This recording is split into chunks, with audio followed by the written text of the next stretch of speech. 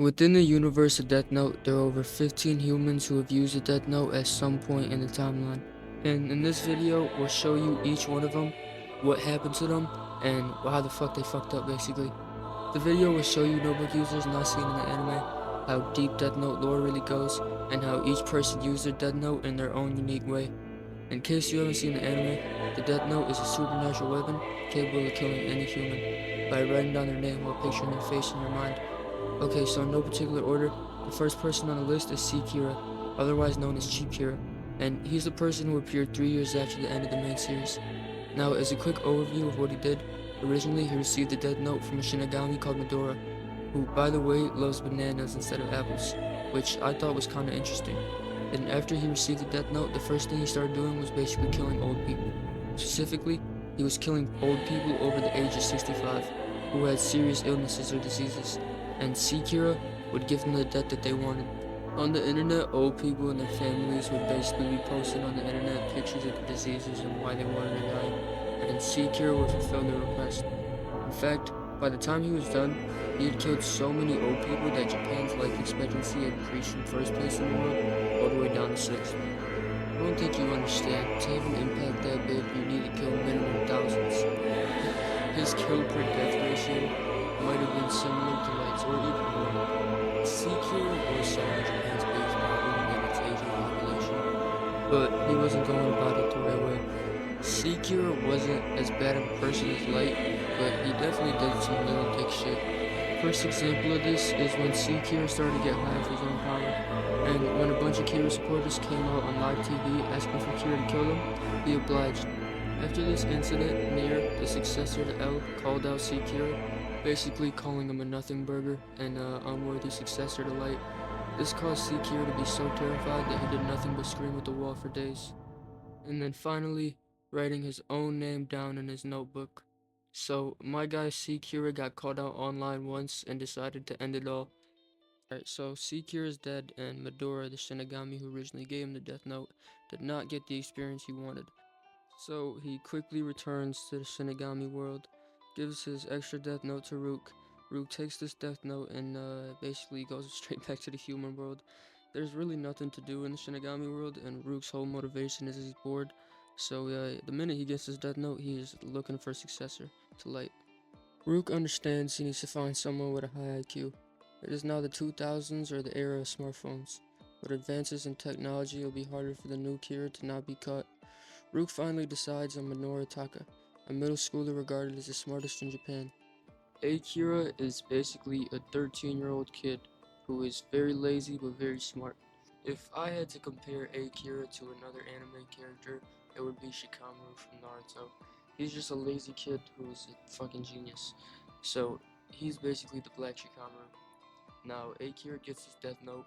He is completely morally outraged by the fact that Rook wants him to kill people. He's like, no, bro, I'm not doing that. So, fuck off. Rook is rightfully pissed off. I mean, do you know how hard it is to get a brand new Death Note? I fucking never touch it out of the box. And, yeah, so Rook is pissed off. Akira's like, yo, man, just come back in 2 years and then we can figure this out. Like I said, Akira is way different than Light.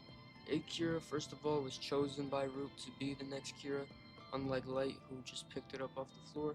Also, Light was using his Death Note before he even met Rook. Akira, after he met Rook, never even touched his Death Note. He didn't want to use it, he didn't care about using it.